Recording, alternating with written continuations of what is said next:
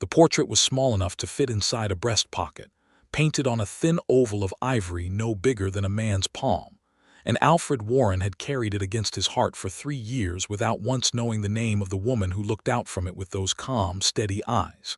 He had found it in the mud outside Abilene, Kansas, in the autumn of 1873, half buried beneath the wheel rut of a cattle wagon that had passed through in the night. He might have left it there. Another man would have. But something about those painted eyes stopped him cold in the early morning light, the way they seemed to hold a question he could not quite answer. And so he had wiped the mud from the ivory with the hem of his shirt and tucked it carefully into the left breast pocket of his coat, right over the steady drum of his heart, and he had not taken it out except in moments of quiet solitude since. 3 years of cattle drives. 3 years of sleeping under canvas skies and breathing trail dust, and riding through lightning storms that split the prairie open like God was angry about something. 3 years of campfire meals and long silences, and the kind of loneliness that settles into a man's bones like cold weather. And through all of it, he had kept that small oval portrait pressed against his chest, the painted face of a woman he did not know, who looked at him with those thoughtful eyes and said nothing. The other cowboys on the drive teased him about it when they discovered it, as cowboys always discover everything eventually. Old Hector McGee, who had a gray beard down to his collarbone and hands like leather saddles, said Alfred was mooning over a ghost. Young Pete Darrow, who was barely 19 and in love with a saloon girl back in Wichita, said Alfred was carrying around bad luck. But Alfred only smiled and tucked the portrait back into his pocket and said nothing, because there was nothing to say. He did not understand the feeling himself. He only knew that looking at that painted face made the loneliness feel smaller and more manageable, like a room that was cold but at least had 4 walls. By the spring of 1876, Alfred Warren was 28 years old, with dark hair that needed cutting and a jaw that needed shaving, and a reputation along the cattle trails as a man who was honest, reliable, and quiet in the way that spoke of depth rather than emptiness.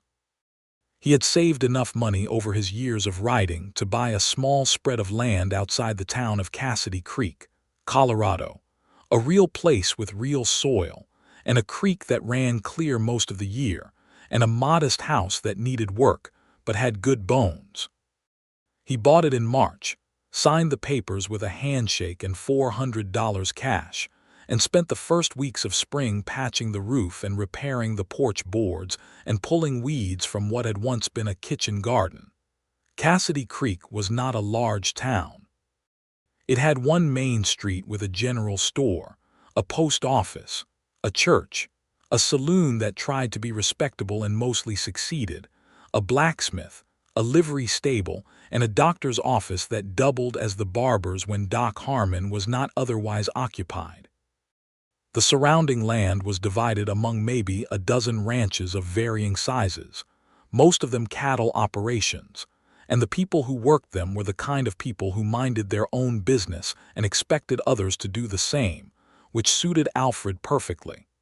He introduced himself around town in his quiet way, shaking hands and tipping his hat and answering questions with short, truthful answers.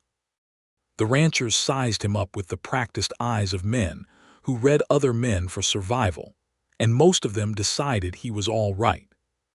Margaret Bellows, who ran the general store with an iron efficiency that made men twice her age step careful, told him he had kind eyes and sold him flour and salt pork at a fair price. Reverend Clark, who was fat and good-natured and sweated through his sermons but meant every word, welcomed him to the Sunday congregation with a warmth that felt genuine. It was at Sunday services, 3 weeks after his arrival in Cassidy Creek, that Alfred first heard the name Whittaker. He was sitting in the third pew from the back, his hat in his hands, when a woman 2 rows ahead of him leaned to whisper something to her neighbor, and the words carried in the quiet before the service began. "Poor Olive Whittaker," the woman whispered, though her whisper was not as quiet as she imagined. "Traveling all that way alone. It is not right, a woman alone on those roads." The neighbor, a stout woman in a brown bonnet, shook her head with the grave satisfaction of someone who enjoys a confirmed worry. Her father's passing was sudden. Nothing to be done about it, I suppose. She will arrive when she arrives. Alfred did not know who Olive Whittaker was, and he had no particular reason to wonder about it. He put his hat on the pew beside him when Reverend Clark stepped up to the pulpit, and he gave his attention to the sermon, and he thought no more about it. The weeks that followed were full of honest work. Alfred had hired on a young ranch hand named Danny Reyes, a Mexican boy of 22 who was skilled with horses and cheerful in the mornings, in a way that Alfred found both admirable and slightly exhausting. Danny's family had ranched in the territory for 2 generations, and he knew the land with an intimacy that Alfred respected and tried to learn from. They spent April and early May mending fences, clearing brush from the lower pasture, and building a small barn extension that the previous owner had started but never finished. In the evenings, Alfred would sit on the porch with a cup of coffee and watch the Colorado sky go through its colors as the sun went down, the way it moved from gold to orange to a deep burning red before the blue came in and swallowed everything. He would take the portrait from his pocket and look at it in the fading light, as had become his habit, studying the brushwork he had come to know as well as he knew his own face in a mirror. The painted woman had light brown hair, pinned up in the style of the early part of the decade, and eyes that were some color between green and gray, and a mouth that was neither smiling nor entirely serious, but somewhere in between, as though she had been thinking about something interesting when the portrait was painted, and the thought had not quite finished itself. He had always imagined she was kind. He had always imagined she was brave. He put the portrait away each evening feeling a little foolish, and went to bed without thinking too hard about it. The 15th of May came in warm and bright, and Alfred rose early as usual and was halfway through his morning coffee on the porch when he heard the sound of a wagon struggling up the road from town. The road that passed his property was not the main road into Cassidy Creek, but a smaller track that wound through the low hills and eventually connected to the eastern approach, and traffic on it was uncommon enough that Alfred looked up with mild curiosity. The wagon was a hired rig from the looks of it, the kind that livery stables rented to travelers who arrived by stage and needed to go further out. It was being driven poorly, the horses not abused but clearly guided by someone who was doing their best without a great deal of experience, and it was listing to one side in a way that suggested something was wrong with the left rear wheel. Alfred set his coffee down. He was off the porch and moving across the yard before he had consciously decided to do anything, because that was the kind of man he was, the kind who moved toward problems rather than waiting to see how they resolved themselves. He reached the road just as the wagon lurched to a stop, the left rear wheel catching in a rut and staying there, and the woman holding the reins pulled back and said something quietly to the horses that was too soft for him to hear. He came around to the side of the wagon and looked up. She was looking back down at him. She had light brown hair, somewhat disordered from travel, with strands coming loose from the pins and lying against her cheek in the warm morning breeze. Her eyes were some color between green and gray. Her mouth was neither smiling nor entirely serious, but poised somewhere in between, as though she had been thinking about something and had not quite finished the thought. Alfred Warren stood in the road with the Colorado sun coming up behind him, and felt the ground shift beneath him in a way that had nothing to do with the earth and everything to do with recognition, the sudden violent recognition of something he had known for a long time without knowing he knew it. He reached up and laid his hand over his left breast pocket without thinking, feeling the small oval shape there, solid and real. "Excuse me," the woman said, and her voice was steady despite the obvious exertion of the drive. "I wonder if you might be able to help me. I believe there is something wrong with this wheel." "Yes, ma'am," Alfred managed. "I can see that. Let me take a look." He went to the rear of the wagon and crouched to examine the wheel, and his hands did the work automatically while his mind was doing something else entirely, turning over the impossible thing that had just happened and trying to make sense of it. The wheel had not broken, only worked loose from the rut it had caught in, and there was a crack in the wooden spoke that needed binding but would hold for the distance into town. He stood up and came back around to where she sat. "It will hold if you go slow," he said. "Where are you headed?" "I am trying to find a property," she said. She reached into the bag beside her on the seat and produced a folded paper which she held out to him. "My father's land. He died 2 months ago and left it to me. I have been traveling from Missouri." Alfred took the paper and read it. The land described was the Whittaker property. He knew it, the old Whittaker place that sat maybe a half-mile further up this same road, a small farm that had been run by an older man named Edward Whittaker who had passed in March. Alfred had heard about it at the general store. He handed the paper back to her. "That property is just up this road," he said. "I am your nearest neighbor. My name is Alfred Warren." She looked at him for a moment with those gray-green eyes that he had been carrying in his pocket for 3 years, and something in her expression softened, just slightly, in the way of someone who has been frightened for a long time and has just been given a reason to breathe. "My name is Olive Whittaker," she said, "and I am very glad to meet you, Mr. Warren." He walked alongside the wagon up the road to the Whittaker property, leading her horses when the terrain got rough, and by the time they arrived at the small farmhouse that had been her father's, he had learned that she was 26 years old, that she had grown up on this property before moving to Missouri to care for an ailing aunt some years ago, that she had returned upon her father's death to settle his affairs, and that she was not certain yet whether she intended to stay. The farmhouse was in need of attention. It was not derelict. Edward Whittaker had been a careful man, but 2 months of vacancy had let things slip, and there was a gutter down on the east side, and the porch needed sweeping, and the kitchen garden was a wilderness of early weeds. Olive Whittaker stood in front of it with her traveling bag in one hand and looked at it with a steadiness that Alfred recognized as the expression of someone keeping their feelings carefully in order. "It is smaller than I remembered," she said quietly. "Or perhaps I am larger."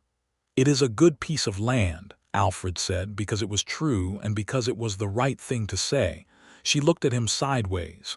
"Do you always say the right thing, Mr. Warren?" "Not always," he said honestly, "but I try." That made her smile just a little at the corner of her mouth, and it was the exact expression from the portrait, the one he had been imagining for 3 years, and Alfred Warren felt something break open in his chest like a window pushed wide into spring air.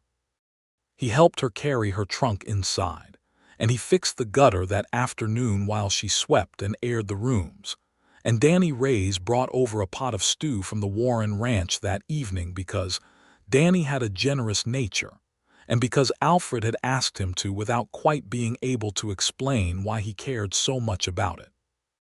Olive Whittaker ate the stew sitting on her father's porch in the last of the evening light, and Alfred sat on the step below her with his own bowl, and they talked the way people talk when they are still learning the shape of each other, carefully, and with a kind of pleasurable caution.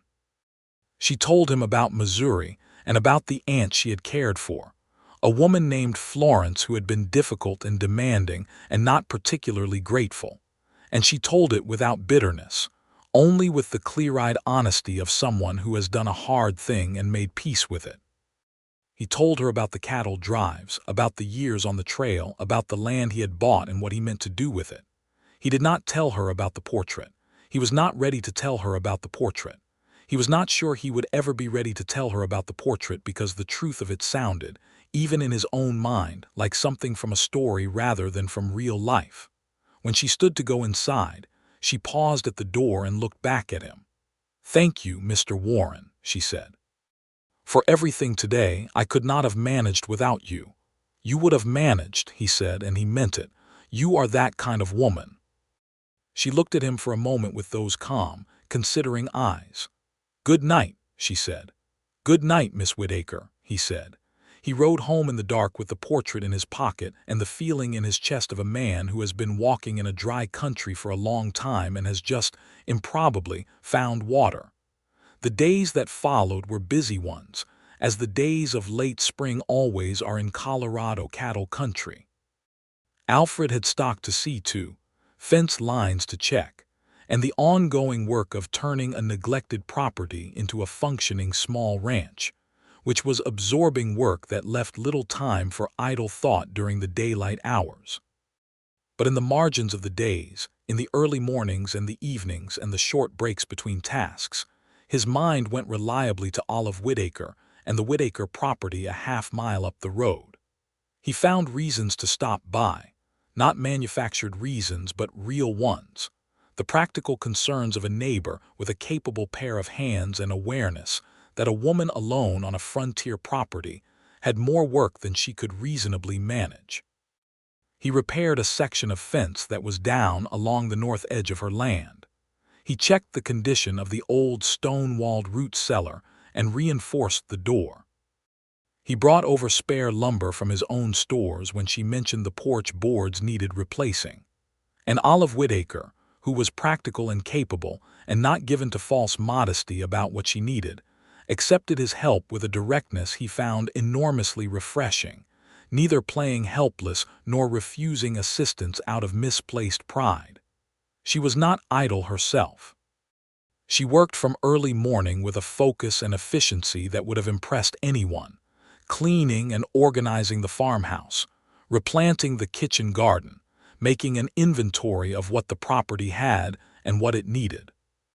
She had brought some savings from Missouri, not a great deal, but enough to keep her for a season while she determined her next steps. She was also, Alfred learned gradually through their conversations, extraordinarily good at making things. She could sew, but more than sew, she could cut and piece cloth with a precision that turned scraps into something beautiful, and she had a natural feel for the kitchen garden that promised an impressive yield by summer's end. They fell into an easy rhythm of neighborly exchange, the kind that the frontier makes necessary and proximity makes natural. She would bring over corn bread when she baked, because she always made too much for one person. He would send Danny over with firewood or a repaired piece of harness or news from town. They had long conversations on her porch or his, in the slow evenings after the work was done, talking about everything and nothing with the comfortable ease of two people who discover, to their mutual pleasure, that their minds work well together. Alfred learned things about Olive Whitaker in those conversations that deepened his regard for her with every passing week. She had strong opinions about injustice and no hesitation in stating them, including on the subject of the native peoples who had been displaced from these lands, something she spoke about with a clarity and sadness that surprised him and also moved him considerably.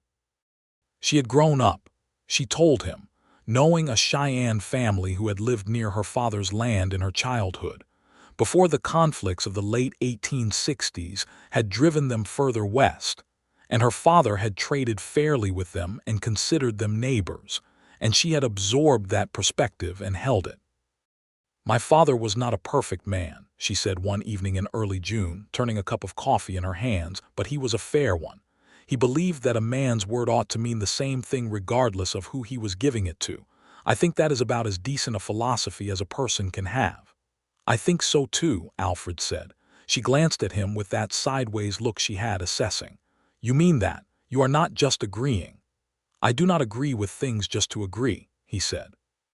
"I find it a waste of everyone's time." She laughed at that, and it was the first time he had heard her laugh fully and freely, a warm and unguarded sound that she seemed almost surprised by herself, as though it had come out before she had decided to allow it. He memorized it immediately and completely. He was in love with her by the middle of June, which he understood clearly and with the calm certainty of a man who has thought seriously about things before speaking them aloud. He did not say it. The time was not right, and Alfred Warren was patient in the way that men who have spent years on cattle drives are patient, accustomed to knowing where they need to go and accepting that the journey there takes as long as it takes. But the feeling was steady and serious, and had none of the giddy uncertainty of young infatuation. It felt instead like recognition. Like coming home. He thought about the portrait constantly now in a new way, not with the melancholy fondness of the trail years, but with a kind of wondering amazement at the strange machinery of fate that had carried a small oval of painted ivory through 3 years and several hundred miles to arrive, improbably, at this moment, this property, this woman. He still had not told her. He turned the telling over in his mind at night, testing different approaches, and every one of them sounded either absurd or overly earnest, and so he put it off. What he could not put off indefinitely was the question of his own feelings, which were becoming increasingly difficult to keep contained within the boundaries of neighborly friendliness. By early July, Danny Reyes had noticed. Danny noticed everything, with the cheerful observational sharpness of a young man who is interested in people, and he brought it up one morning while they were working on the barn roof in the heat of the Colorado summer. "You are thinking about Miss Whittaker again," Danny said, without looking up from the board he was nailing. "I am thinking about this roof," Alfred said. "You have been thinking about this roof for 6 days," Danny said pleasantly. "A man does not smile at a roof the way you just smiled." Alfred gave him a look. Danny grinned and hammered a nail. "She is a fine woman. Any man with eyes can see it, and she watches you when you are not looking, which is an interesting thing to know." Alfred set his hammer down and looked out over the pasture to the road that ran north toward the Whittaker property. The summer grass was deep and gold in the July sun, and the creek was visible through the cottonwoods, catching the light. "She watches me," he said. "Like you are something she has not quite figured out yet," Danny said, "which is, I think, a good sign. She has figured out most things pretty quickly." That was true enough. Olive Whittaker had a quick and penetrating intelligence that made short work of most problems she encountered, and the fact that she apparently had not made short work of Alfred Warren was, now that he thought about it, encouraging.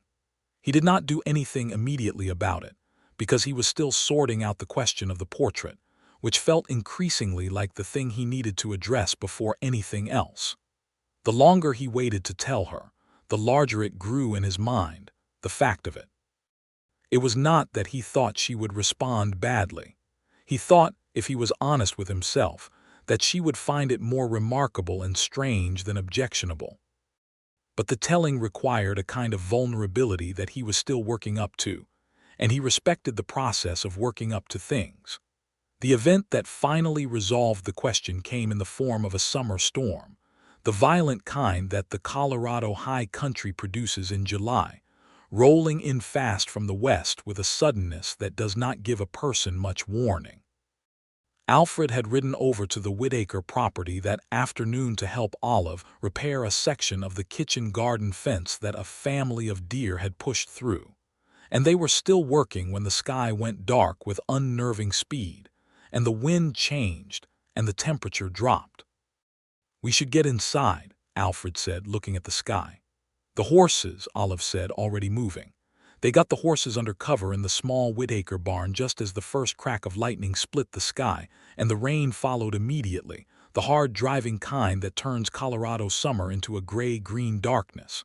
They stood in the barn doorway watching it, closed together in the narrow space, the smell of rain and horses and hay all around them. "It will pass quickly," Alfred said. "These storms always do.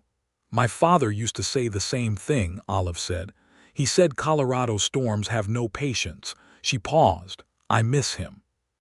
Not as often as I did in the beginning, but when I do, it is still sharp."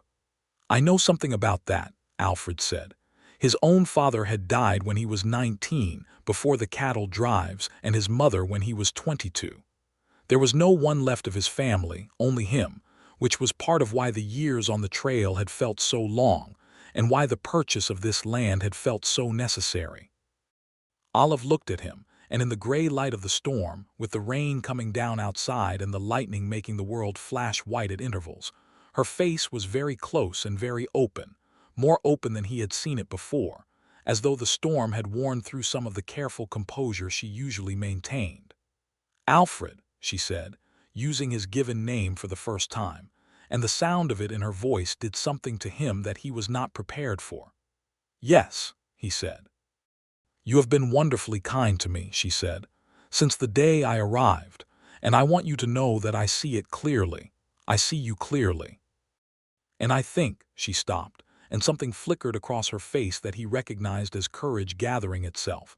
"I think you have more feeling for me than you have said, and I would like to know if that is true." Alfred Warren was quiet for 3 full seconds while the rain roared down outside and the lightning cracked, and a man in his position could have said various careful, measured things. "Yes," he said, "it is true." She let out a breath that had been held for some time. "I am glad," she said simply, "because I have more feeling for you than I have said as well." He reached out and took her hand, and she let him, and they stood like that in the barn doorway watching the storm until it began to ease, which did not take long. When the sun came back, as it always does after a Colorado summer storm, the whole world looked washed and bright and remade, and Alfred thought that was the most appropriate thing he had ever seen. He walked her back to the farmhouse through the wet grass, and at the door he said, "There is something I want to show you. I have been trying to decide how to show it to you for some time." She looked at him steadily. "Then show me now," she said. He reached into the left breast pocket of his coat and took out the portrait and held it out to her in the palm of his hand. She looked at it for a long moment without touching it, and he watched the recognition move across her face in waves, first surprise, then something deeper and stranger than surprise, a kind of stillness that spread through her whole expression. "That is me," she said. "Yes," he said. "I found it in the mud outside Abilene in 1873. It was under a wagon wheel. I did not know whose it was. I have carried it ever since." She reached out and took it from his palm with careful fingers, turning it in the light. "My father had this painted," she said softly, "in 1872. He sent for a portrait painter, a man passing through from St. Louis, and had it done as a gift for my Aunt Florence in Missouri. He must have lost it traveling." She traced the painted edge of the ivory with one fingertip. "He must have lost it coming back through Kansas. I found it in October of 1873, Alfred said. "That would fit." She looked up at him with those gray-green eyes that he knew better than he knew almost anything in the world. "You carried it for 3 years, she said. "I did," he said. "I do not know exactly why. It seemed wrong to leave it. And then I appeared on your road," she said. "And then you appeared on my road," he agreed. She was quiet for a long moment, looking at him with an expression that he could not entirely read, which was unusual because he had become skilled at reading her expressions over these weeks. Then she closed her fingers gently around the portrait and pressed it to her own chest for a moment, and something in her face shifted into something he could only describe as wonder. "My father," she said quietly, "had an idea that things happen the way they are meant to. That the world has intentions if you pay close enough attention to them." She held the portrait out to him. "I think you should keep it," she said. "You have done a better job of keeping it than anyone else." Alfred took it back and returned it to his breast pocket, and it settled there over his heart where it had always been, and this time it felt different, not like a mystery but like a promise. "I would like to court you properly, Miss Whittaker," he said, "if you will allow it." She smiled at him then, the full version, not the small sideways one from the portrait but the real one, the open, warm one he had heard in her laugh and had been waiting to see in full. "I believe I will allow it, Mr. Warren," she said. The summer of 1876 settled over Cassidy Creek like a kind hand, warm and steady, and Alfred Warren courted Olive Whittaker the way he did everything, with patience and seriousness, and an attention to detail that she told him later was both endearing and occasionally overwhelming. He brought her wildflowers because he noticed she stopped to look at them on the roadside. He lent her books from his small collection and read the same passages so they could discuss them. He took her riding on Sunday afternoons across the high meadows above the creek, where the view stretched out in every direction, and the air was thin and clean, and the world seemed to expand. They had their first real argument in August, over a disagreement that was actually not a disagreement at all, but rather two people who were both accustomed to solving problems independently discovering that joint decisions required a different kind of negotiation. Alfred had decided, without asking her, to bring in a load of winter firewood for the Whitaker farmhouse, which was a generous and practical thing to do. But he had told Danny to stack it against the east wall of the barn, without considering that Olive had already arranged to have a different structure built against that wall before winter. She came out to find Danny and two hired men stacking a cord of wood against the wall she needed, and she handled it with admirable restraint in the moment, but was quiet and precise with Alfred about it afterward in a way that was more effective than raising her voice would have been. "I understand you meant to help," she said, sitting across the kitchen table from him with her hands flat on the wood and her eyes very direct. "And the firewood itself is a kindness I am grateful for. But I had a plan for that space, and you arranged this without speaking to me about it, and I am not a helpless person, Alfred. I am a person with plans." "You are right," he said immediately. "I should have asked. I am sorry," she blinked. She had, he realized, been prepared for a longer argument. "That is all," she said. "What else would I say? You are correct. I will have the wood moved." She looked at him for a moment with that assessing expression, and then she laughed despite herself.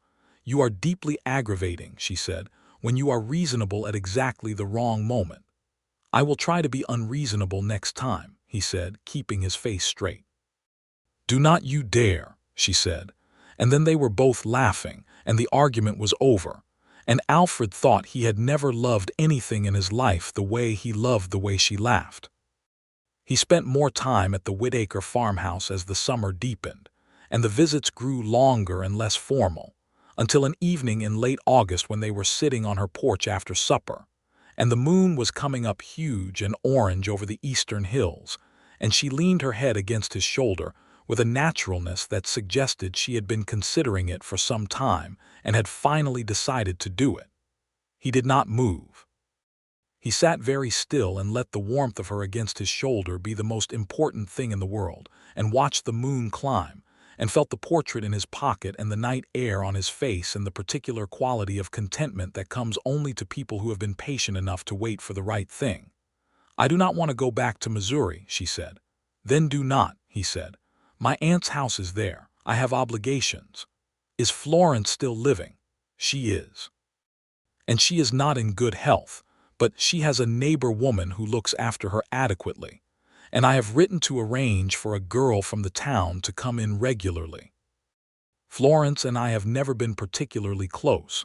I cared for her because it was the right thing to do, not because she was easy to care for.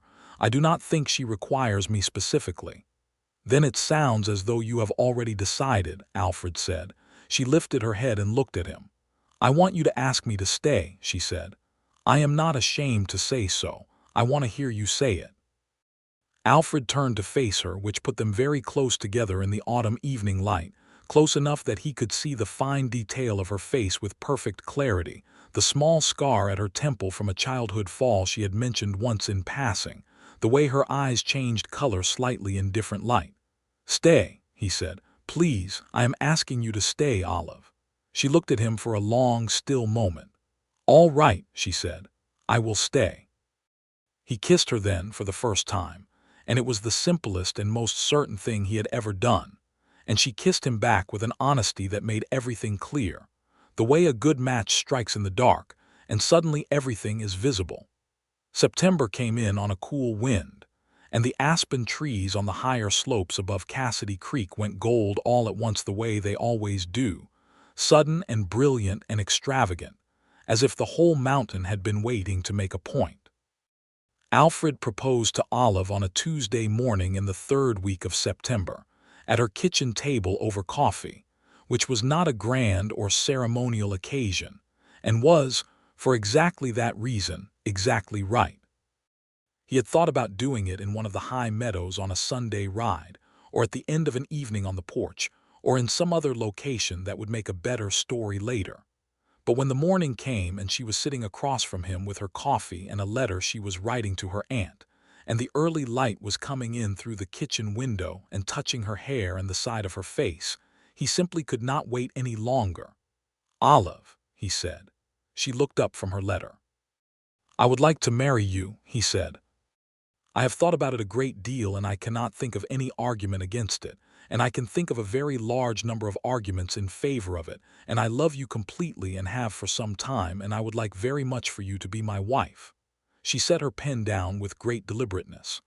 "Alfred Warren," she said. "Yes," he said. "You are proposing to me over coffee on a Tuesday morning," she said. "I am," he said. "I realize it lacks ceremony. I can ride back in this evening on a fine horse if you would prefer." "Do not you dare," she said, which was becoming her response to his more reasonable suggestions, and she was around the table and standing in front of him before he had entirely processed that she was moving, and she took his face in both her hands and kissed him with a fervor that answered the question completely. "Yes," she said against his mouth. "Yes, absolutely yes." He laughed and she laughed, and he stood up and she was in his arms, and outside the aspen trees were gold against the blue Colorado sky, and the world was as good as it has ever been or could be. They were married in Reverend Clark's church on a Saturday in October, when the aspens had mostly dropped their leaves and the mornings had a bite to them, and the sky was the deep, clear blue of a Colorado autumn. The whole town came, because the whole town was interested, and because Margaret Bellows had declared it a community occasion and organized a gathering afterward at the saloon, which had put out its more disreputable elements for the day in a spirit of civic goodwill. Olive wore a dress she had made herself, which was the finest piece of work Alfred had ever seen, a deep blue wool that moved well and caught the light and suited her exactly. Alfred wore his best coat and a new shirt, and had managed to get his hair cut the day before, which Danny Ray's had declared a minor miracle. Standing at the front of the church with Reverend Clark reading the words and Olive Whittaker's hands in his and her gray-green eyes steady on his face, Alfred Warren reached into his breast pocket with one hand and closed his fingers around the small oval portrait, just for a moment, just to acknowledge the journey it had made to arrive at this morning. And then he let it go and gave both his hands to Olive and spoke his vows with a clarity and steadiness that Reverend Clark later said was the finest he had heard in 20 years of marrying people. After the ceremony in the yard outside the church, while the townspeople clustered around them with congratulations and Margaret Bellows pressed cake upon everyone with the focused intensity of a general provisioning troops, Alfred took the portrait from his pocket and showed it to Reverend Clark, who was the only person he had told the story to before telling Olive. 3 years in his pocket, Reverend Clark told his wife that evening, shaking his head with a smile. 3 years, and she arrived on his road. Now if that is not the hand of Providence, I do not know what is. The autumn and winter that followed were the happiest months Alfred Warren had ever spent, which he had not expected, because he had not known that happiness could be this specific and this substantial, could have the weight and texture of actual daily life rather than the thin, transparent quality he had always associated with pleasant things. It was happy in the small particulars, in the way Olive rearranged things in the Warren ranch house to make them better, and he watched her do it with the pleasure of a man who has never particularly cared where things are placed, but who cares very much about the person placing them. It was happy in the way she took to the ranch with genuine interest, learning the cattle work with the same focused competence she brought to everything, until Danny Ray's declared she had a better natural eye for the stock than most hands he had worked with, which Alfred knew was true.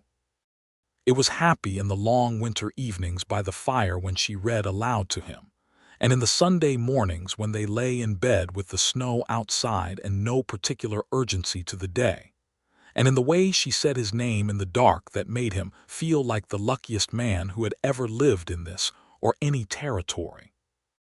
They sold the Whittaker farmhouse in December to a young couple from Kansas who had come west looking for land, a transaction that Olive handled with the unsentimental efficiency of a woman who knows the difference between a house and a home. She kept several things of her father's, his Bible, his surveying compass, a small wooden box he had made himself, and she arranged them in the Warren house with a quietness that Alfred did not intrude upon, understanding that some griefs are meant to be tended privately. She did write to her Aunt Florence in Missouri, a long and careful letter explaining that she had married and settled in Colorado and would not be returning to Missouri to live, though she hoped Florence was well and would continue to be. Florence wrote back in January, a brief letter that managed to convey both displeasure and reluctant acceptance, which was, Olive said, about the warmest response one could reasonably expect from Florence, and they left it at that. By February of 1877, Olive told Alfred she was expecting a child, which she did with the characteristic directness of a woman who tells you important things straight rather than building up to them with preamble. He was in the barn when she came out to find him, and she stood in the barn door with the February light behind her and said, "Alfred, I am going to have a baby," with the same tone she might use to report an interesting development in the kitchen garden. And then her composure shifted slightly and something more uncertain and wondering showed through, and he was across the barn and had her in his arms before the last word was fully out. "When?" he said into her hair. "August, I think. Maybe September." He held her for a long time in the hay and horse-smelling warmth of the barn while the February wind worked at the walls outside, and she let him, leaning into him with a completeness that she had been gradually allowing in the months since their marriage, the progressive unwinding of a woman who has learned that a person can be trusted. "Are you frightened?" he asked. "A little," she admitted. "Are you?" "Yes," he said. "Absolutely yes." She laughed at that, and he felt it move through her whole body, and he thought he would carry the memory of that moment, her laugh in the February barn, as carefully as he had ever carried anything. The spring of 1877 was an active one. Alfred took on 2 additional ranch hands as the cattle operation expanded, a pair of brothers named George and Frederick Connell, who were steady workers from eastern Colorado, and who integrated into the small community of the Warren Ranch without difficulty. Danny Reins, now 23 and considerably more experienced than the boy Alfred had hired a year ago, served as the informal foreman in Alfred's increasing absences for town business, which had expanded as Cassidy Creek's civic life became more organized, and Alfred, somewhat to his own surprise, found himself appointed to the town's newly formed Water Rights Commission. The water rights situation in the territory was, as it was throughout the West in the 1870s, a tangle of competing claims and informal arrangements that worked well enough in good water years and badly in dry ones. Alfred had opinions about it that were based in fairness rather than narrow self-interest, and he was willing to sit in dusty rooms and work through complicated documents, which put him in a class by himself among the ranchers in the area. And so he was given the responsibility, which he accepted without complaint. Olive came with him to several of the commission meetings, sitting in the back of the room with her sewing while the men argued, and afterward offered observations that were so precise and useful that Alfred began asking her opinion before the meetings as well as after. She was careful to frame her contributions as his, understanding the practical reality of a commission composed of men who were not accustomed to taking women's thinking seriously in formal settings, which she did without apparent resentment, and with a pragmatic clarity that Alfred admired and also found quietly enraging on her behalf.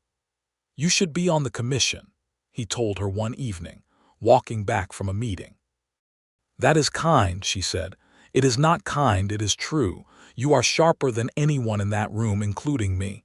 "Particularly you," she said pleasantly. He looked at her. She was smiling at the road ahead. "Particularly me," he agreed. "The point stands." She took his arm as they walked. "The world is not built the way it should be," she said, with the matter-of-fact tone of someone who has thought about this thoroughly and arrived at acceptance. Not passive acceptance, but the active kind, the kind that knows its own opinion and states it, and then does what is possible within the available conditions. "But you listen to me. That counts for more than you might realize." He put his hand over hers on his arm. "I will always listen to you," he said. "I know," she said.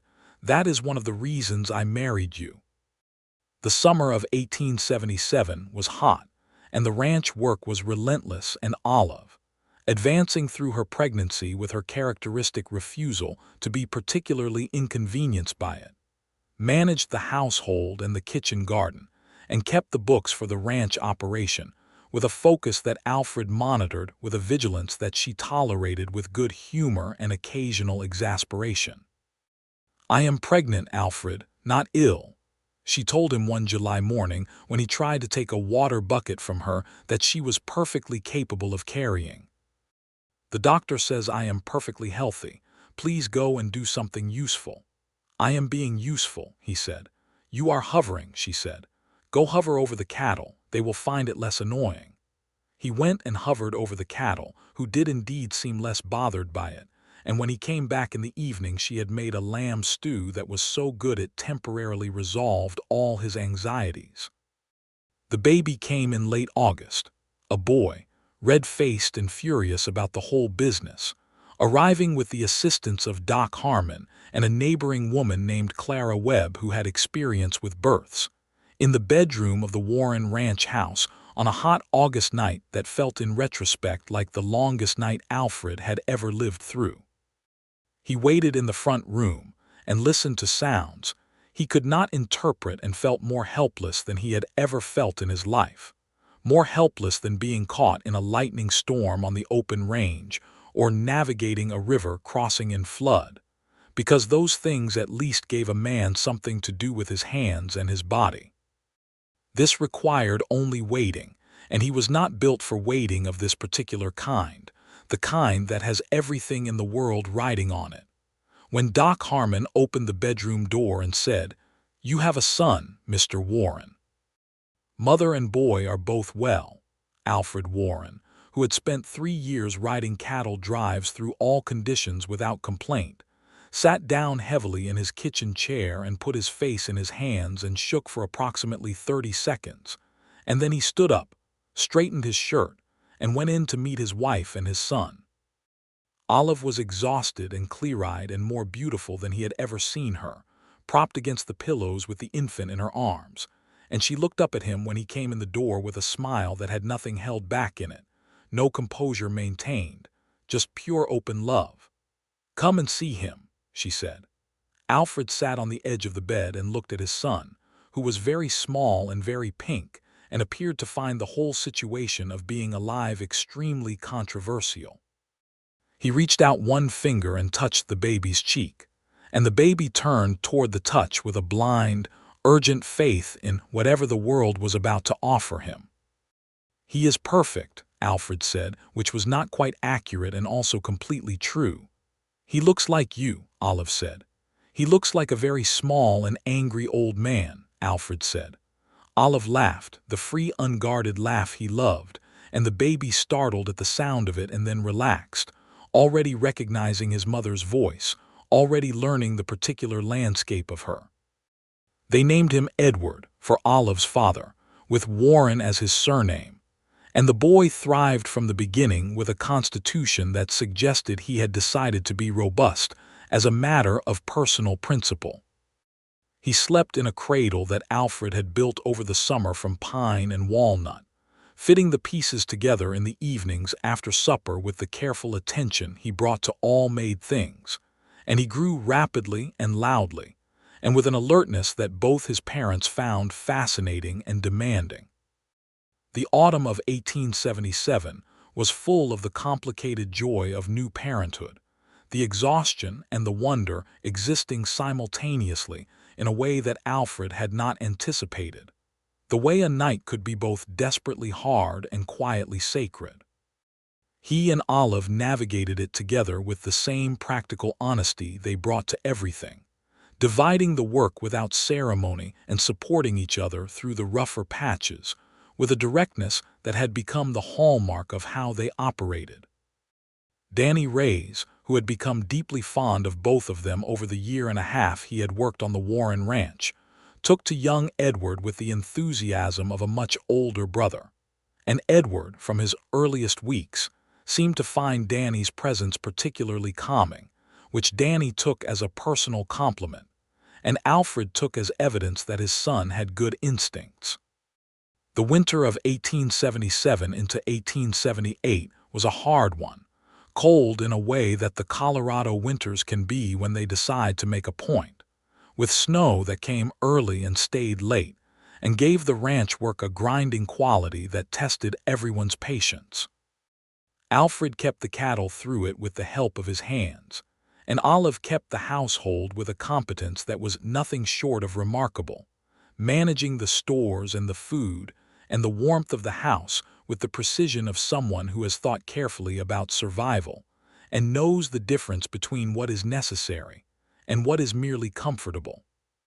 In the evenings, with Edward asleep and the fire built up and the wind doing what it wanted outside, they sat together in the settled warmth of the front room, and this was the time Alfred loved best, the deep domestic peace of two people who have chosen each other completely and are living inside that choice with full awareness of what it means.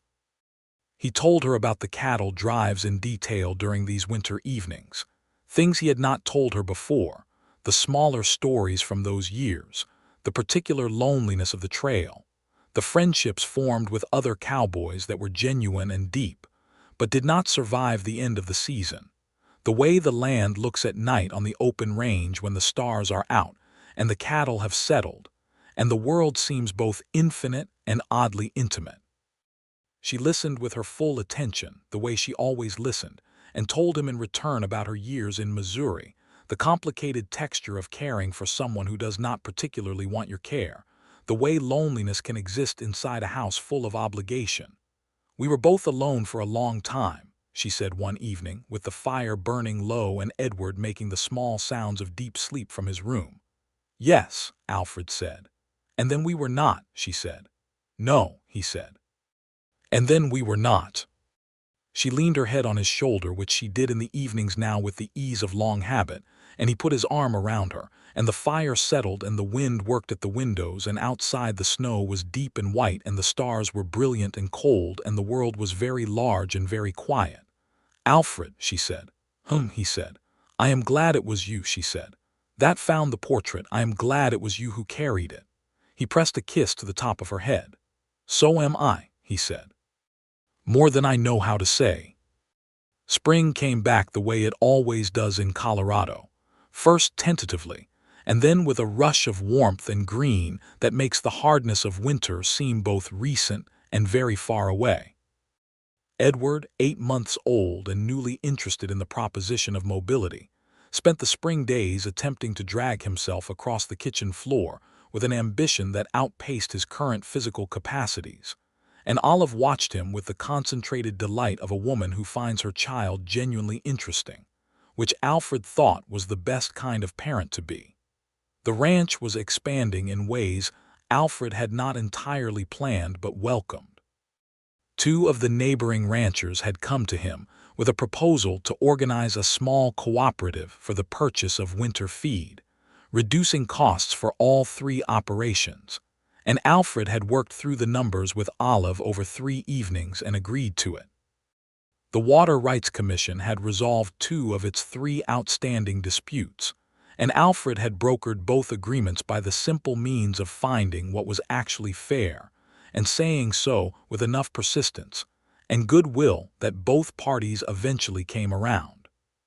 His reputation in Cassidy Creek was by now well established, not as a man of particular ambition or prominence, but as a man of sound judgment and straight dealing, which in a small frontier community is a more durable kind of respect than any amount of wealth or loudness could purchase.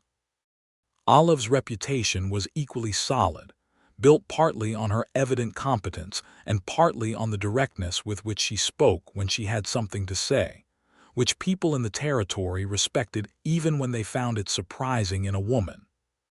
The summer of 1878 brought a new development in the form of a young woman who arrived in Cassidy Creek looking for work, a girl named Sarah Holt, 22 years old, who had come west from Ohio following the dissolution of an engagement and the particular variety of social pressure that falls on a young woman in such circumstances. Margaret Bellows, who had a talent for matching people with their correct situations, sent her out to the Warren Ranch, and Olive, who understood something about being a practical and capable woman navigating difficult circumstances, hired her immediately. Sarah Holt turned out to be excellent company as well as excellent help, with a dry wit and a talent for keeping young Edward entertained that freed Olive for the ranch bookkeeping and the management tasks that had been growing with the operation's expansion. She and Danny Reyes developed, over the summer, a mutual awareness that went from guarded courtesy to genuine friendship to something that was clearly more than friendship, with a speed that entertained both Alfred and Olive enormously. "That young man has been finding reasons to be near the house 4 times this week," Olive observed one August evening, watching Danny walk Sarah back from the barn after an entirely unnecessary consultation about a horse that was not lame. "Purely coincidental, I am sure," Alfred said, not looking up from the harness he was mending. "He brought her wildflowers this morning," Olive said. Alfred did look up. "Did he?" "He tried to pretend they were for me and Edward," Olive said. "I gave them back to him and told him they were very thoughtful and that he should keep them for the person he intended them for." Alfred smiled. And he turned the color of a very ripe tomato," Olive said, "and went back to work, and then gave them to Sarah at supper, and she turned a similar color, and it was altogether one of the best things I have witnessed since moving to this territory." Danny Reyes, to no one's great surprise, asked Sarah Holt if he might call on her properly in September, which she accepted with a composure that had been clearly practiced in advance, and the two of them began a courtship that had the same honest, direct quality as Alfred and Olive's had, uncomplicated by games and built on genuine mutual regard. Edward Warren turned 1 year old in August of 1878, with a celebration that was modest in resources and extravagant in affection, attended by Danny and Sarah, and the Connell brothers and Reverend Clark and his wife and Margaret Bellows, who brought a cake and held Edward on her knee with the contentment of a woman who thoroughly approves of a well-run household. Edward received the attention with the regal equanimity of a person who has always found the world's interest in him reasonable, and performed standing up for approximately 10 seconds, which was received by the assembled adults as an achievement of considerable significance. Alfred watched his family in the late afternoon light of that August birthday, the faces of the people gathered around his table, the sound of his son's delighted shriek when Margaret Bellows made a funny face, Olive's laugh from across the room as she caught his eye, and he felt the fullness of the life he was living with an intensity that was almost physical, a pressure in the chest that he recognized, after a moment, as gratitude. He put his hand to his breast pocket, the habit of years, and felt the portrait there. He had kept it. Olive had said he should keep it, and he had, not because he needed to look at it anymore, but because it was the record of everything that had led him here. The muddy road outside Abilene and 3 years of cattle drives, and the morning he had seen a wagon listing in the road and walked out to help and looked up into those eyes that he already knew. It was the story of how his life had become his life, and that was worth keeping. Later, when the guests had gone and Edward was asleep and the house was quiet, Olive found him on the porch with his coffee, and she came and sat beside him, and he put his arm around her without either of them needing to arrange it. "Happy?" she asked. "Completely," he said. "You?" "Completely," she said. They watched the stars come out over the Colorado hills, the enormous sky of the high country doing what it does on a clear August night, filling up with light from more worlds than a person can comfortably count, and the night smelled of summer grass and the last warmth of the day coming off the boards of the porch, and somewhere in the pasture a calf was making the peaceful sound of an animal with no urgent complaints. "I have been thinking," Olive said after a while. "Tell me," he said. "I would like to plant more of the south pasture next spring," she said. "The soil there is good." I think we could put in enough grain to stop buying in as much feed, which would improve the winter numbers considerably." She paused. "And I would like another baby." Alfred turned his head to look at her. "In that order?" he asked. She looked at him with the sideways expression he had known since before he knew her. "Not necessarily in that order," she said. He laughed and pulled her closer, and she settled against him, and the stars continued their business overhead, vast and indifferent and beautiful. The South Pasture Plan went forward in the spring of 1879, and it worked exactly as Olive had projected it would, which surprised no one who had been paying attention. The second pregnancy announced itself in April, confirmed by the end of May, and Olive carried this one with the relaxed confidence of someone who has done a difficult thing once and knows better what to expect the second time around. She was also, Alfred noted, even more efficient in her management of the ranch operation during this pregnancy than during the first, as though the increased stakes of her situation had focused her further, which he would not have believed possible before observing it. Edward, approaching 2 years old, was a lively and curious child with his mother's eyes and his father's stubborn patience, a combination that produced a small person who wanted to understand everything and was willing to wait as long as necessary to get the answer. He followed Danny Ray's around the property with the devoted attention of a small satellite, and Danny taught him the names of the horses and the difference between types of grass and what different bird calls meant, which Edward absorbed with the serious concentration of someone who understands that knowledge is worth having. Alfred took him riding for the first time that spring, Edward seated in front of him on the saddle with both small hands holding the pommel, and the child's face as the horse moved under him was a document of pure joy that Alfred was certain he would be able to see clearly for the rest of his life when he closed his eyes. He glanced back at the porch where Olive stood watching, and she had her hands clasped under her chin and her eyes were bright, and he thought that this was what the whole thing had been building toward, every mile of those cattle drives, every winter night on the trail. Every evening he had taken a small painted portrait from his pocket and looked at it in the firelight and imagined a different kind of life. The second child arrived in December of 1879, a girl this time, and she came into the world with considerably more composure than her brother had, in the early morning hours of a cold December day. And she was, from the beginning, a person of strong and particular opinions clearly visible in even the earliest weeks of her life. They named her Margaret, after Margaret Bellows, who had been consistently kind and helpful from the first morning. Alfred had walked into her store and bought flour and salt pork and been told he had kind eyes. Margaret Bellows herself, upon being told the baby was named for her, sat down in her store chair and produced a handkerchief and was silent for a full minute, which was the longest she had been silent in anyone's memory, and then said that it was the finest compliment she had ever received and that the baby had better have good teeth, as teeth were important. The Christmas of 1879 was the fullest one Alfred had ever experienced, the house loud with the competing energies of a toddler boy and a newborn girl, and the various people who came through over the holiday, Danny and Sarah, who were by then engaged to be married with a spring wedding planned, the Connell brothers, Reverend Clark and his wife, Margaret Bellows with her husband. A quiet and genial man who seemed to have adapted perfectly to marriage with a woman of strong opinions, by finding all of them entirely reasonable.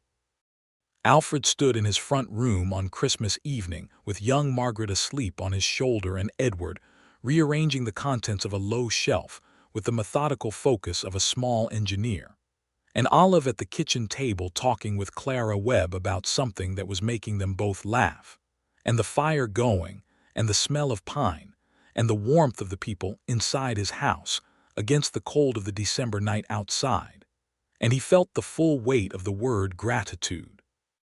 Not as an abstraction but as a physical thing, something warm and solid in the chest. He reached up with his free hand and touched the outside of his breast pocket, where the portrait was, as he had done 10,000 times before in different circumstances and different feelings, and he thought about the man he had been on those cattle drives, alone and patient and carrying something he did not understand. And the line between that man and this one was clear and direct, and ran straight through a muddy road in Kansas, and a woman's painted eyes, and a wagon listing in a rut, and Olive Whittaker saying her name. He thought the world had a great deal more intention than he had previously given it credit for. In the spring of 1880, Danny Reyes and Sarah Holt were married in the same church where Alfred and Olive had been married 3.5 years earlier, and Reverend Clark married them with the same pleased solemnity he had brought to the Warren wedding. And afterward there was cake and celebration, and Alfred danced with Olive in the yard of the saloon, which had again evicted its less respectable elements for the day.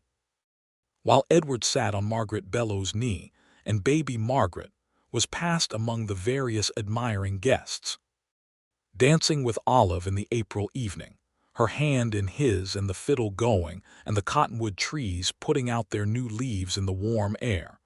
Alfred thought about the fact that 3 years ago he had not known her name, and she had not known his existed, and that now she was the axis around which everything in his world turned, with the same quiet inevitability as the earth around the sun.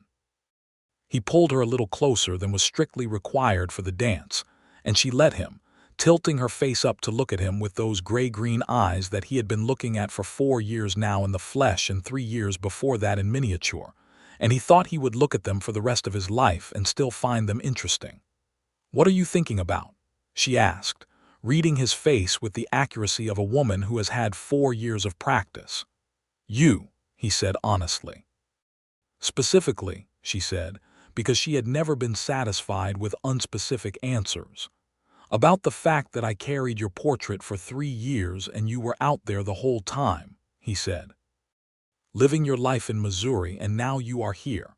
"And now I am here," she agreed. "I am glad the wagon wheel ran over it instead of crushing it," he said. She laughed. "Alfred, I am serious. If it had been crushed, I might not have stopped to look. And then you might have met me on the road anyway," she said, "and helped with my wheel and brought me stew through Danny and fixed my fence." "Possibly," he said, "but it would have been different." "Would it?" she said. He considered. "Maybe not," he said. "Maybe this was always where we were going." She turned her face against his shoulder as they moved with the music, and he felt her smile against the fabric of his coat, right over the pocket where the portrait was, where it had always been. "I think so," she said quietly. "I have thought about it a great deal. The way it all connects, your finding it, the years you kept it. My father losing it on the way back from Missouri, which means it was the same trip that settled whether I would be coming to care for Florence, which put me in Missouri for the years you were on the trail, which put us on the same road in the same spring." She was quiet for a moment. "My father would say that was the world's intention." "I believe he was right," Alfred said.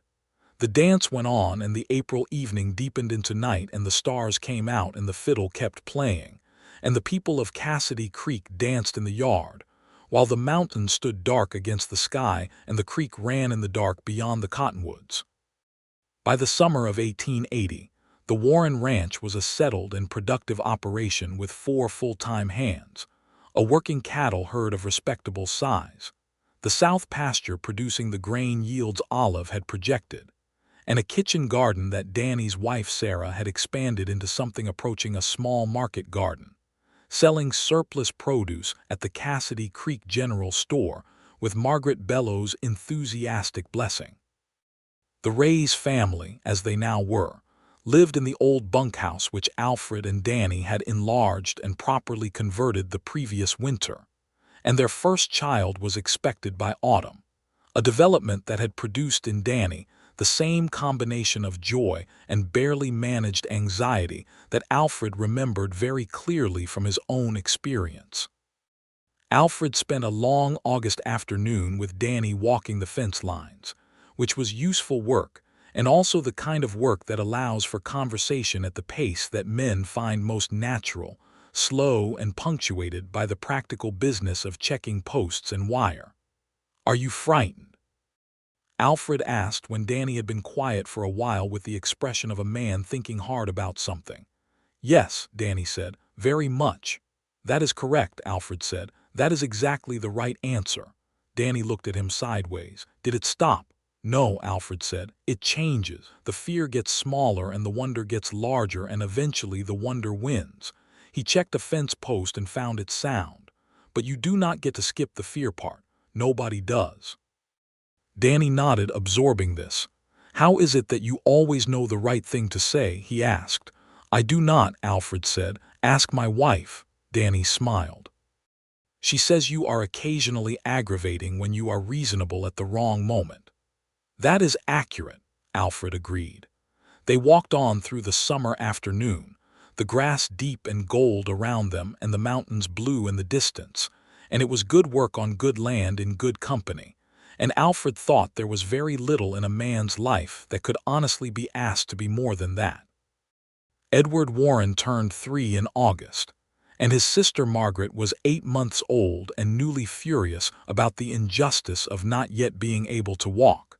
And the household was a lively one that kept both its adult inhabitants perpetually occupied and perpetually entertained. Olive had taken on an additional interest during this period, one she had mentioned tentatively and then less tentatively, and then with the directness that characterized everything she approached seriously. She wanted to teach. Cassidy Creek had no school. It had Reverend Clark's church, which served some educational function on Sundays, and various families doing what they could, but there was no organized schooling, and the number of children in the surrounding area was growing as the territory filled in.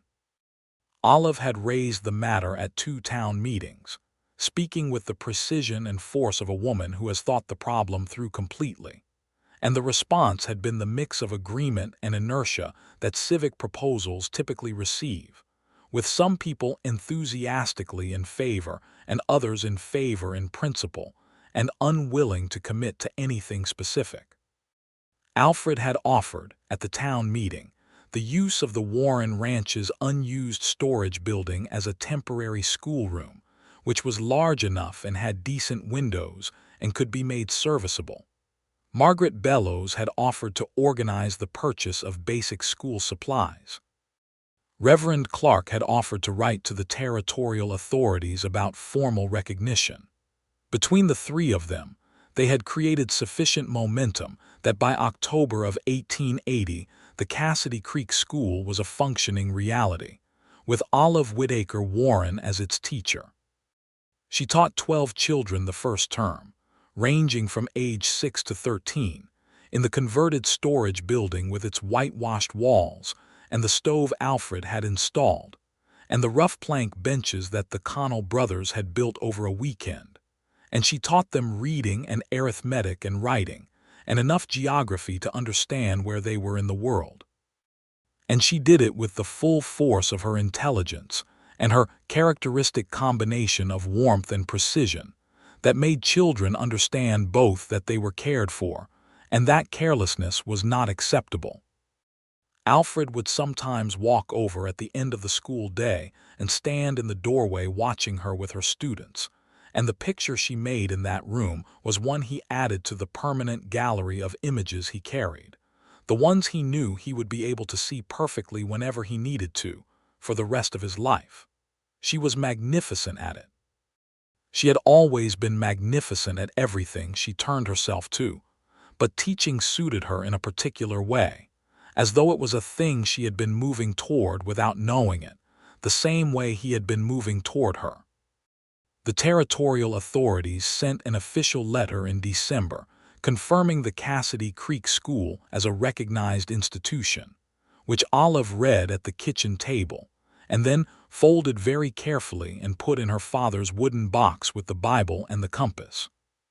Christmas of 1880 was the 5th Christmas Alfred had spent on this land, and the 4th with Olive, and the household by now had the deep-settled comfort of a place where everything has found its right arrangement, where the routines have been established by years of living and adjusted by experience into their most functional and pleasant forms.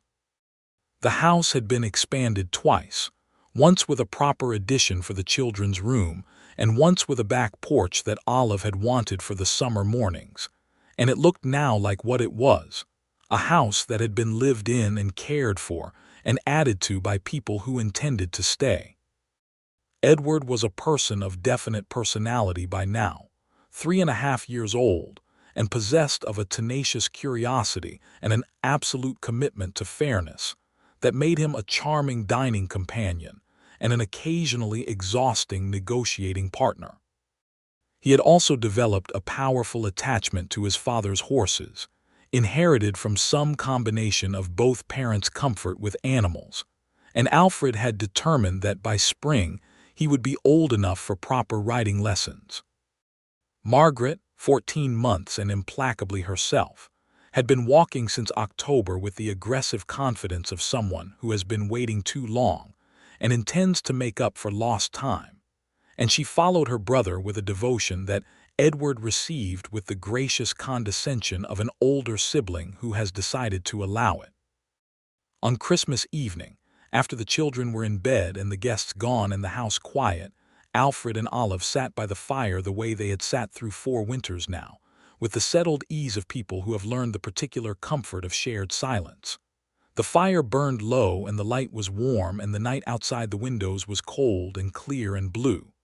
Olive reached into her sewing basket and produced a small package, wrapped in brown paper. "Merry Christmas," she said, holding it out to him. He took it and unwrapped it carefully, and inside was a small leather case, beautifully made, with a clasp of polished brass, just the right size to hold a small oval portrait of ivory. He looked up at her. "I asked Martin Holt in town," she said. Martin Holt was Sarah's uncle, who had followed his niece west and established a small leatherwork business that had done well. "I wanted it to have a proper home, something that will keep it safe."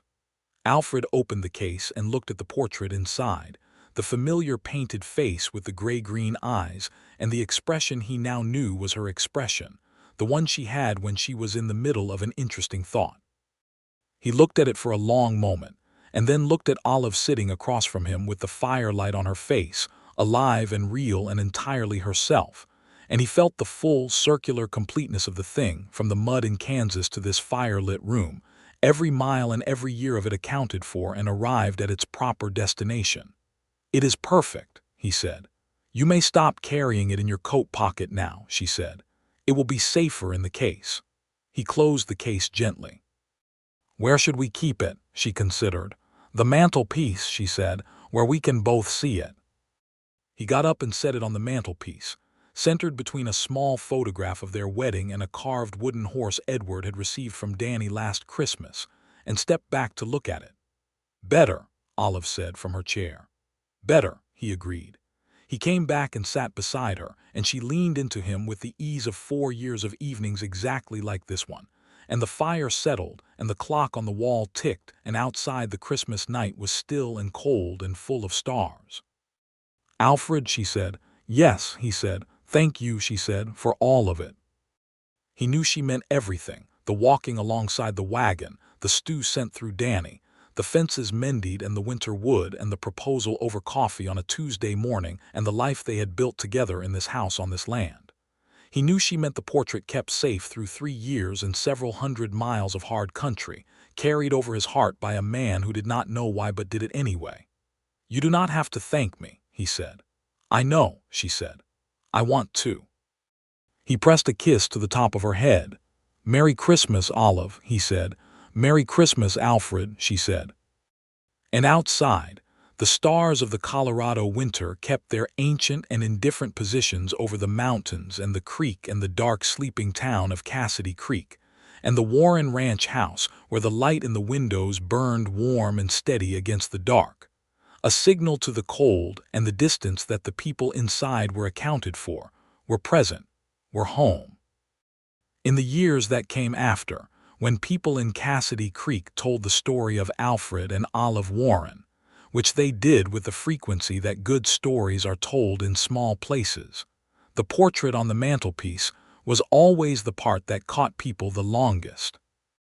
The schoolteacher's portrait, carried in a cowboy's pocket for 3 years across the cattle trails of Kansas and Missouri, kept pressed against a stranger's heart, until the world arranged itself in such a way that the stranger and the face became the same story. The Warren children grew up knowing the story the way they knew everything that mattered, thoroughly and early, told to them by both their parents with the straightforward honesty that was the governing principle of the household. Edward, who became at 7 a serious reader and at 10 an apprentice carpenter of surprising talent, carried a version of the story's lesson into everything he did. The idea that things worth having are worth carrying carefully until the right moment arrives to set them down in their proper place. Margaret, who was at 8 the most determined student in her mother's school and at 12 the best rider on the property, took from it a different but related lesson, the idea that the world has more intention than it appears to, and that paying attention to what is actually in front of you is more useful than worrying about what is not. They had a third child in 1883, another son named Thomas, who arrived in June and immediately distinguished himself by sleeping through the night from his third week, which his mother and father received with a gratitude that bordered on reverence. Thomas grew up to be the quietest of the three, with his father's steady patience and his mother's careful observation, and he showed, from an early age, a profound and practical affinity for the land itself, the soil and the weather and the way things grow, that suggested he would farm this property long after his parents were unable to. The Cassidy Creek School grew under Olive's direction from 12 students to 30 by 1885, by which point there was a proper schoolhouse built with territorial funding and a second teacher hired, a young woman from Denver named Clara Marsh who was sharp and dedicated, and whom Olive mentored with the same directness she brought to everything. The school became the thing people in the territory pointed to when they described Cassidy Creek as a good place to raise a family, and Olive Whittaker Warren's name was inseparable from it. Alfred's cattle operation had expanded into one of the more successful mid-sized ranches in the area by the mid-1880s, not the largest, but among the most consistently managed and most profitable per head, which was the number that mattered. Danny Reyes, who by 1885 had 2 children of his own and a third on the way, had been a full partner in the operation since 1882, a formalization of an arrangement that had been functionally true since he had first come to work for Alfred as a 22-year-old. The partnership was a good one, built on genuine mutual respect and the accumulated trust of years of working together through good seasons and difficult ones. And it was the kind of arrangement that benefited both families in ways that went beyond the financial.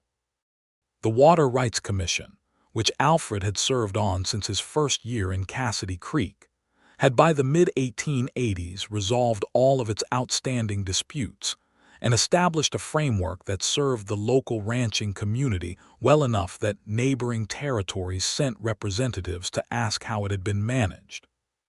Alfred gave the credit to the committee as a whole and to the process of honest negotiation, which was the truth, but the people who had been in the room knew that a significant part of the credit belonged to the man who showed up prepared every time and said what was fair without flinching from the difficulty of saying it. On the morning of their 10th anniversary, in October of 1886, Alfred rose early as he always did and made coffee and took it to the porch and sat in the cool October air watching the light come up over the eastern hills, the way he had watched it come up on the morning Olive had appeared on his road. The aspens were gold again on the upper slopes as they were every October, and the air smelled of autumn and cattle, and the last of the kitchen garden that Olive had not yet put to bed for winter. He heard the door behind him, and she was there in her heavy shawl, her hair still loose from sleep, carrying her own coffee, and she sat beside him on the porch bench without saying anything, leaning into his warmth in the October morning. 10 years, he said after a while. Closer to 10.5 counting the courtship, she said. I am counting the morning you arrived, he said. She turned her head to look at him. "So am I," she said. "That is when I started counting." He reached over and took her hand where it curled around her coffee cup, and she turned her hand and held his. "Are you happy?" he asked. "Alfred," she said, with the affectionate exasperation of a woman who has been asked this question regularly for 10 years, "look at this. Look at all of this." He looked. The ranch in the October morning, the pastures and the barn and the creek visible through the cottonwoods, and inside the house their 3 children still sleeping, and Danny Ray's crossing the yard toward the barn already, raising a hand in greeting, and the mountains standing in the clear air and the sun coming up gold and certain over the eastern hills. "Yes," he said, "I see it." "Then you know the answer," she said. He did. Later that morning, when the household was fully awake and breakfast was accomplished, and the children were dispersed to their various occupations, Edward to school, Margaret to her riding, young Thomas to whatever mysterious investigation of the south pasture had been engaging him for the past week, Alfred went to the mantelpiece and took down the leather case Olive had given him 6 years ago. He opened it and looked at the portrait, as he had looked at it 10,000 times in his life, and it looked back at him with those gray-green eyes and the expression that was neither quite smiling nor quite serious. And he had known for years now that the expression came from the moment in the painting session, when the artist had told her something that interested her, and she had been turning it over in her mind. And this was the face she made when something interested her. The same face she made now when he said something she had not considered before. And he loved that face with the same completeness he had loved everything about her, from the first moment he had seen her looking down at him from that listing wagon on a Colorado spring morning. He closed the case and set it back on the mantelpiece, between the wedding photograph and Edward's carved wooden horse, which had been replaced twice over the years but always occupied the same spot, because some arrangements are correct and do not need changing. Olive came to stand beside him, and they looked at the mantelpiece together for a moment. "I am glad you kept it," she said. "I did not know what else to do with it," he said. "That," she said, "is exactly what my father would have called the world's intention." He put his arm around her, and she leaned into him, and the October sun came through the windows of the house and lay in long rectangles on the floorboards, warming the room, and outside the children were somewhere in the bright autumn day, and the mountains were standing against the blue sky, and the creek was running clear in the cottonwoods. And this was the life that a portrait in a breast pocket and a listing wagon wheel and a woman named Olive Whitaker and a man named Alfred Warren had between them made. Out of patience and courage, and the peculiar insistence of the world that certain things must eventually find each other. And it was, by any honest accounting, more than either of them had known to hope for, and exactly what both of them had always been heading toward, and it was good, completely and permanently and without reservation good.